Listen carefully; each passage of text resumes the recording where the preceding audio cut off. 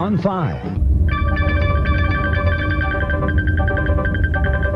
From around the world and from CBS News headquarters in New York, this is the CBS Evening News with Dan Rather. Good evening. CBS News has reports tonight from Poland that the detained leader of Solidarity, Lech Wałęsa, may have agreed to start talks with the country's military rulers. In Poland, those rulers say that martial law finally is working, that this was the first day of calm, the first without strikes. But President Reagan chose this day to take U.S. retaliation for the Polish crackdown a step further by announcing a series of new economic sanctions against the Soviet Union. Mr. Reagan said it's the Soviet Union that bears heavy and direct responsibility for what's happened. Bill Plant in Los Angeles has the first of two reports. The president made it clear that the sanctions against the Soviet Union were a response to Soviet President Leonid Brezhnev's recent letter. In a written statement, he said, "The Soviet Union does not understand the seriousness of our concern." Asked what effect he thought the sanctions would have, Mr. Reagan was ready with a prepared answer. The measures are directed at the governments of Poland and of the Soviet Union, and the purpose is to convey to those regimes how strongly we feel about their joint efforts to extinguish liberty in Poland. And they're not meant to increase the hardship on the victims of repression, the Polish people. Quite the contrary. By our actions, we expect to put powerful doubts in the minds of the Soviet and Polish leaders about this continued repression. The president said the U.S. would continue to encourage the private flow of relief and food aid to the Polish people. And he threatened to do more if the Soviets do not respond. Well, there are further actions that could be taken that we have withheld. The sanctions against the Soviet Union announced today are suspension of new licenses for oil and gas equipment, including pipe-laying machines. Licenses will be required for equipment which previously did not require them. This, according to a senior official, may hurt the Soviets the most. Suspension of negotiations on a new U.S.-Soviet maritime agreement. U.S. ports will be severely restricted to Soviet ships. Suspension of new export licenses for electronic equipment and computers. Suspension of Soviet airline service to the U.S. There are currently 2 flights a week. No renewal of the U.S.-Soviet exchange agreements on space, science, and technology. Closing of the Soviet Purchasing Commission, a 10-person office which places orders for about 1/3 of the manufactured goods the Soviets buy.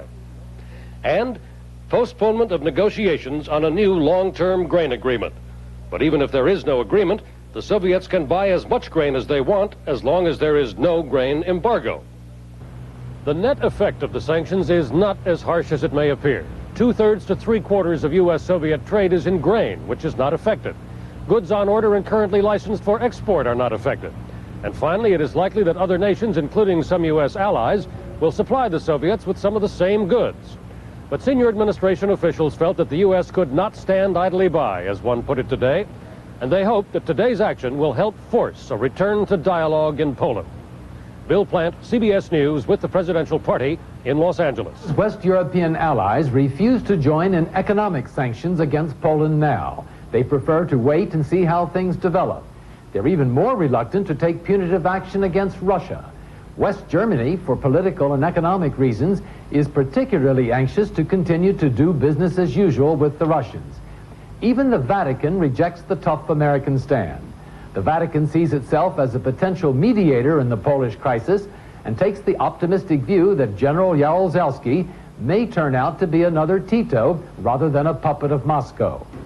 The leaders of West European socialist parties, although they met today to condemn martial law in Poland, insisted that economic and financial aid must be continued. With a Western audience in mind, a Polish government spokesman warned that martial law might be prolonged if America imposes an economic blockade. If some of the Western governments, and I'll be specific, mostly U.S. government, really wishes to put us into an economic predicament and impose an economic blockade on us, well, I hardly can imagine fast lifting of martial law. A key figure in the new Polish regime, Deputy Prime Minister Rakowski, will make a one-day trip to West Germany tomorrow. Poland appears to have launched a diplomatic and propaganda campaign to head off Western sanctions. Despite Jaruzelski's promises that democratic reforms will be carried out, his regime announced today that it is considering the introduction of forced labor. A draft regulation would require all men between 18 and 45 to work while martial law is in effect. It also announced the arrest of 12 leaders of the strike at the Piast coal mine, which ended yesterday, and hundreds of other arrests elsewhere for strike activity. Finally, the regime announced whopping increases in the price of fuel and raw materials. The price of coal is going up 400% and crude oil more than 600%. The regime called this a price reform. Tom Fenton, CBS News, London. It may take a few hours for the Soviet Union to decide what it thinks of President Reagan's sanctions. The people of Peoria, Illinois, knew right away what they think, as we hear from Marty Sender. 33,000 men and women, 1 in every 5 workers in Peoria, are employed by Caterpillar Tractor, Illinois' single largest employer. So when the president announced he was tightening the screws on the Soviet Union, the effect was felt here. Caterpillar, which said it regretted the president's action and hoped for reconsideration, has already announced 1,400 indefinite layoffs and the temporary closing of 4 of its plants in Peoria early next year. So the president's action was another dose of bad news for employees. I wish that he would let our products be sold wherever they could be sold. This is going to hurt. This is definitely going to hurt. It's only hurting the American people. It's hurting the people of Peoria. But Peoria's Congressman, House Minority Leader Bob Michael, was more philosophical about the decision. We have to bear a good measure of the brunt of this decision, but that's the way it goes, and we'll have to live with that. But what will be difficult for Peorians to live with is the fact that America's allies, especially Japan, are eager to sell pipe-laying equipment to the Russians. The farmers of Illinois were hurt in the Carter administration when someone decided that they were going to try to teach the Soviets something by denying them grain. And we all know that didn't teach them a great deal because they got the grain anyway. If they get the tractors anyway, then what have we achieved? Most of the pipe-laying equipment earmarked for sale to the Soviet Union has already been manufactured, so immediate layoffs are unlikely. But the lost revenues from those sales, estimated at over $100 million, will surely hurt Caterpillar, its suppliers, and employees. Marty Sender, CBS News, Peoria, Illinois. As Bill Plant mentioned earlier, President Reagan's sanctions may prove to be more symbolic than actually significant.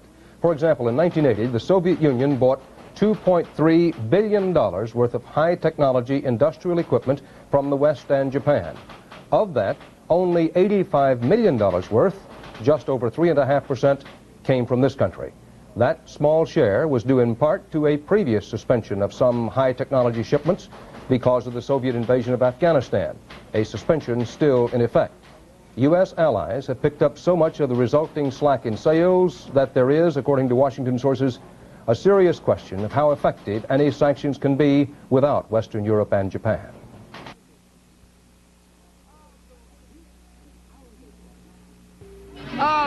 This is Aldo Cella. Aldo Cella Bianco. He's not inhibited by social codes. He doesn't find all his friends in the social register, but he knows what people like.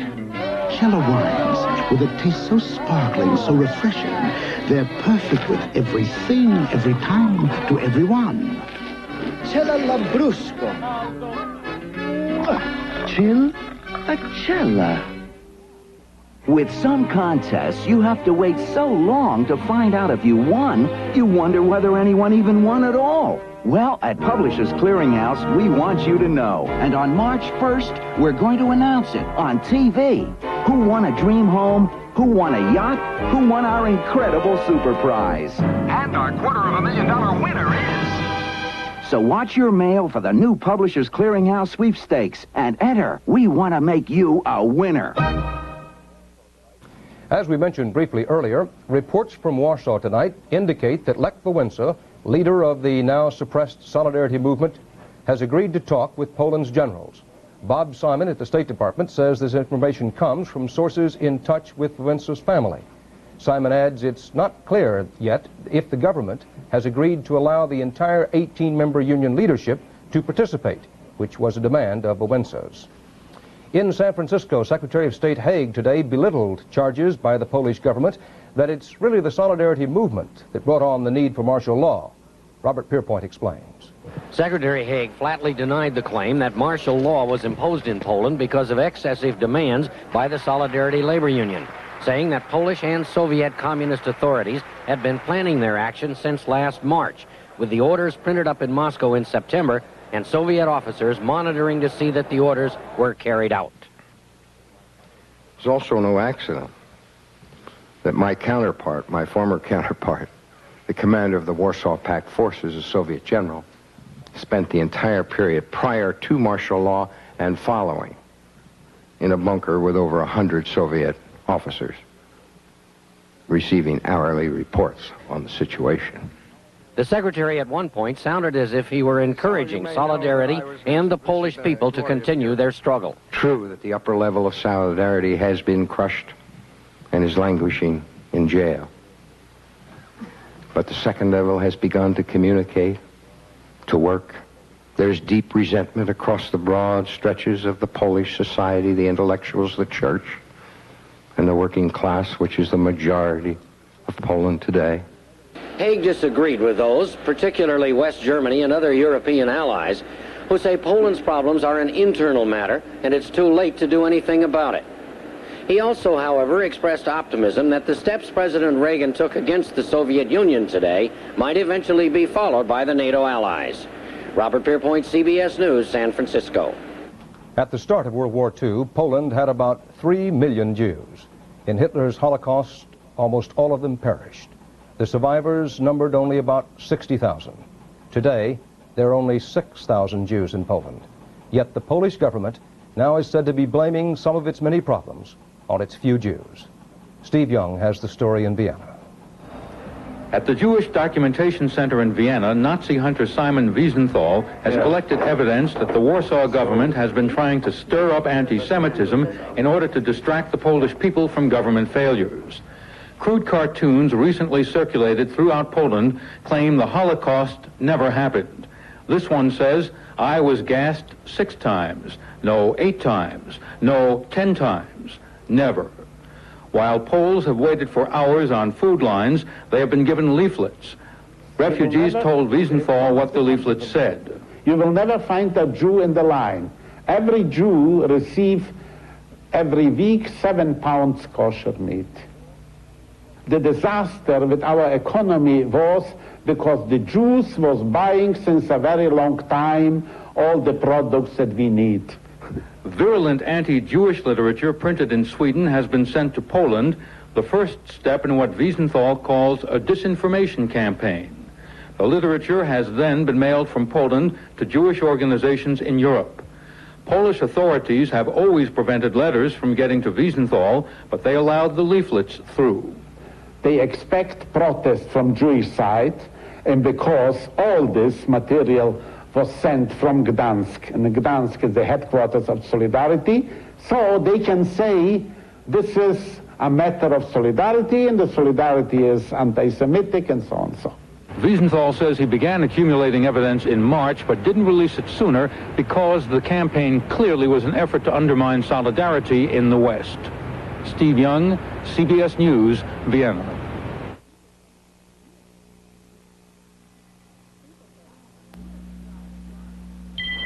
People say I have $1 million smile. Well, I should. Sometimes I think I invested that much in it. That's why I chew Freedent. Freedent is the one gum that won't stick to my dental work. And I love that fresh minty taste. Freedent gives me all the chewing pleasure I could ask for in a gum. And where my dental work's concerned, there's nothing tacky about it. With Freedent, the pleasure sticks, but gum won't. Vicks Formula 44D, please. Helen, with this nasty cough plus congestion, I need... Formula 44D. But Helen, I need a decongestant, not just strong cough medicine. You need Formula 44D. It's strong like Formula 44, has the strongest non-narcotic cough suppressant you can buy, plus ingredients to help unstuff your nose and loosen up for chest congestion. That's what I said. Formula 44D, strong for coughs plus congestion. A New York lawyer has been named special prosecutor to look into the activities of Labor Secretary Raymond Donovan. The charges involve Donovan as a New Jersey construction executive before he joined the Reagan cabinet. There are allegations that Donovan knew about a payoff to union officials. The special prosecutor, Leon Silverman, is described as a political independent, but he has ties to both major parties. Silverman served in the Eisenhower Justice Department and is a senior partner of the law firm of Sergeant Shriver, a Kennedy-in-law and former Democratic vice presidential candidate. A federal grand jury in Miami today indicted federal judge Alcee Hastings on conspiracy charges of bribery and obstruction of justice. Charged with federal Judge Hastings was William Borders, a Washington lawyer. They are accused of soliciting payoffs for lenient rulings for defendants in Judge Hastings' court. A federal judge in Chicago today upheld the right of a village to ban sales and possession of pistols. The judge said the ban does not violate either the state or the U.S. Constitution. The case came from the suburban village of Morton Grove. But as Ned Potter reports, the legal battle may not be over. Morton Grove's handgun law, said the village attorney, is the boldest in the country's history. Opponents said it violated the constitutional right of the people to keep and bear arms. But in federal court, Judge Bernard Decker said the law should stand. He said the town had decided to ban handguns because of the danger posed by their easy availability, and protecting the citizens is something the Constitution allows. The winners in the case called it a breakthrough against the tradition of handgun ownership. I think we all grew up with the idea, and it's a wrong idea, that you have a right to keep a handgun. The losers in the case said the ordinance goes too far. Never have our state legislators in any given state or our federal government move to pass anything so drastic as what they did in this particular instance. Morton Grove, population 24,000, is not a high-crime area. There is only one store in town that even sells guns, and the town said it would not confiscate handguns from its citizens, just hope for a voluntary compliance. This was a matter of principle, said village trustees, to start a movement for real gun control. When they passed the law in June, they faced a lot of angry citizens. You are taking away my rights. What are you going to go at next? My freedom of religion, my freedom of speech? The National Rifle Association joined in the battle against the ban. This statute went further than any other in depriving citizens of their liberties. To that extent, it has to be viewed very seriously. The village attorney says some 75 town governments have asked for copies of the ordinance, and the village council, having won this round, plans to meet on January 11th to decide when and how to enforce the law. But in the meantime, the opponents say they will appeal immediately. Ned Potter, CBS News, Morton Grove, Illinois. During the break in his vacation, President Reagan today signed into law 35 pieces of legislation. He vetoed one. Among the bills signed were a record-high $200 billion appropriation for defense and an extension of the Social Security minimum retirement benefit, $122 a month for those who now receive it. Mr. Reagan vetoed a bill to revise bankruptcy laws, saying it would benefit only specific big creditors. The Commerce Department said today that the foreign trade deficit for November was $4.41 billion. That figure represents a slight drop from October's deficit due to a decrease in imports of manufactured goods, including foreign cars. A sort of economic radar screen, which is supposed to see beyond the horizon, pointed down in November for the fourth straight month. That screen, the index of leading economic indicators, fell 0.3%. But that's less than the declines in the previous 3 months, so some economists see that as a sign the recession may be bottoming out and that the end may not be too far over the horizon.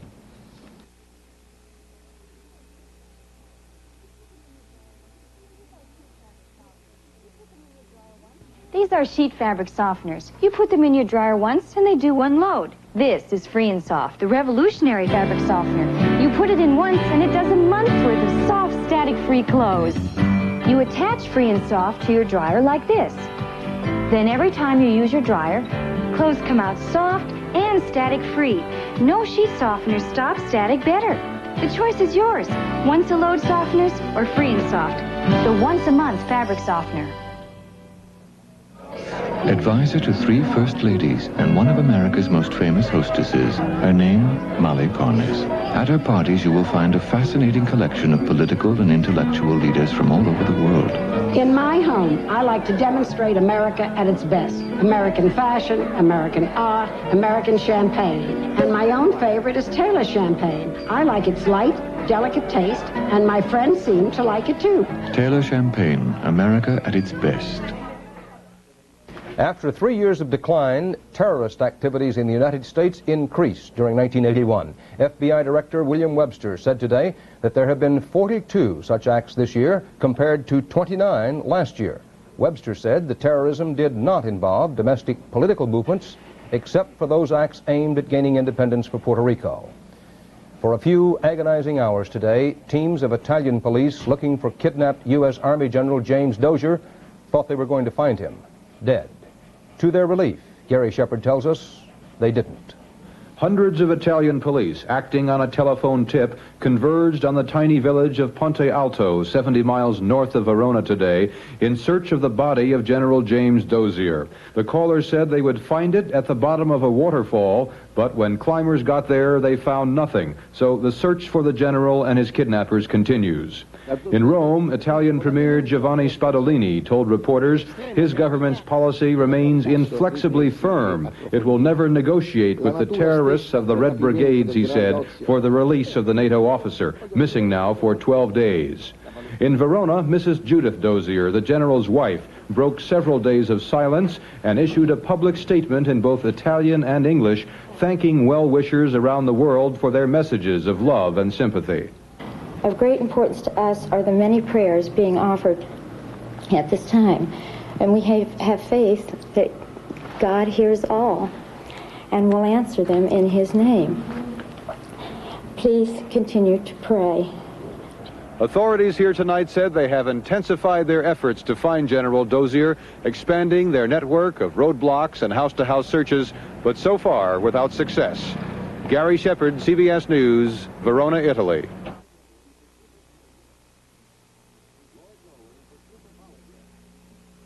Lloyd Nolan for Super Polygrip. I've used Super Polygrip for 5 years now. I don't need this script. Cut. But Lloyd... Listen, it's murder when you get seeds stuck under your dentures like this. Ouch! Now watch Super Polygrip. It helps form a seal between your dentures and gums. Occlusive seal, Lloyd. Helps keep food out, dentures in. Simple. Extra holding formula. The package says that. Super Polygrip helps keep food out, dentures in. I'm a convert. I'm a convert. I'm a convert, too. I converted from the leading cold capsule to new Triaminic 12. It's stronger with 50% more antihistamine. Triaminic 12 tablets give you 12 hours of powerful relief power for stuffy, runny noses caused by colds or flu. You can breathe freely, day or night. Triaminic 12. You can't buy a stronger, non-prescription cold medicine. Become a convert to Triaminic 12. For 12-hour powerful relief power, try Triaminic. On a condominium construction site in Vero Beach, Florida today, the cable snapped on a crane lifting buckets of cement. The crane boomed, fell on a group of workmen below. 3 were killed, 3 others escaped with minor injuries. It was a mason crew that got hit, a carpenter on the site said. It was the nastiest thing I've ever seen. The first reliable computer was built by an American about 50 years ago. Since then, computers have multiplied like fury, and they've also become far more reliable. And more Americans rely on them. Barry Peterson has some of the story in San Francisco. Stephen Jobs is a 27-year-old multimillionaire whose large fortune is built on something little, the personal computer. It is becoming so commonplace that many of us are becoming dependent on it. I mean, how many calculators do you own? 2, maybe. Right. And you use the automatic bank telling machines? Sure. So life is already seducing you into learning this stuff. It's not going to happen at once. And it's certainly not an 1984-ish vision at all. It's just going to be very gradual and very human and will seduce you into learning how to use it. Jobs and a partner founded Apple Computer a half-dozen years ago. The company expected to sell $300 million worth of personal computer equipment in 1981, double that in 1982, double that the year after. Industry experts say we're no longer on the verge of the personal computer revolution. We're right in the midst of it, thank you, and it's gathering steam with more and more people jumping aboard every day. Random access memory is internal memory that's built inside of this computer. They talk their own language here. You use escape sequences as with the TS1. It is the language of small personal computers, and if words like bits and bytes mean nothing, try this one: money. At trade shows across the country, when manufacturers show off their wares, the house is usually packed. Small personal computers, selling from $500 to $5,000, are fast becoming a multi-billion-dollar business. And do everything: play electronic games, figure out income taxes, teach youngsters how to read or write, even store favorite recipes. Hollywood scriptwriter Melvin Shavelson is known for movies like April in Paris or The Five Pennies, TV shows like Make Room for Daddy. He now writes scripts on a small computer. If it can't earn its keep, it doesn't belong in the home. I use it in my work every day. In more and more schools, small computers are taking over the job of teaching reading or math or foreign languages. A generation of children is becoming comfortable with computers. Today, a new IBM computer has reached a personal scale. A person can afford it. The idea of the small computer has become so big that the giant of computer companies, IBM, is busy marketing its new small computer. It plays bridge, it plays checkers, it balances checkbooks, it can be used for a typewriter, it can be used for word processing applications, it can communicate with other personal computers over the telephone line, and, you know, who knows, it may be the world's biggest backyard fence to talk over before long. Visionaries talk about personal computers the size of a book on the market by the end of the decade. The small computers even touch the world of the arts. Designers are creating computer pictures. Musicians can make computer music. So these are the sights and sounds that are increasingly familiar, almost commonplace. I have seen the future, said one industry observer, and it computes. Barry Peterson, CBS News, San Francisco. In London, a hero and a goat showed up at a department store to cash in on some post-Christmas spirit. The hero, Victor Green, who's raising money for cancer research, and his mascot, dropped in to receive a $1,400 check from the store as a donation. But for some goats, charity begins at home. Call it a business lunch. That's the CBS Evening News for this Tuesday. Dan Rather reporting from New York. Thank you for joining us. Good night.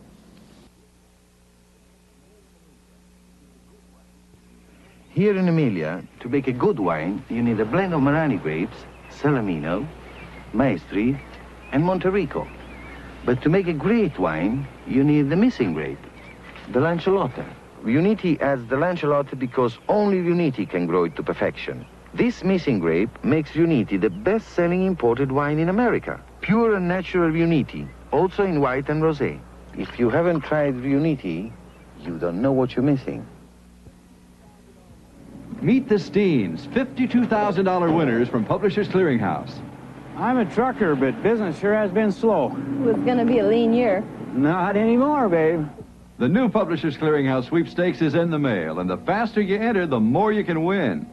Cars, boats, homes, and if you enter fast enough, $250,000 in cash. So enter the Publishers Clearinghouse sweepstakes. We want to make you a winner.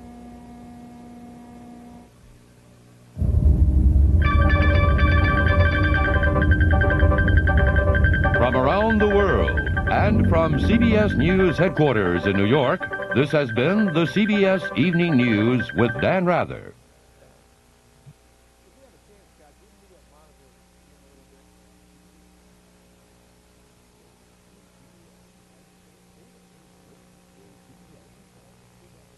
This is CBS. A woman charged with kidnapping a baby became hysterical in court today as a psychiatrist testified about her mental condition. That story and a lot more coming up next on Eyewitness News.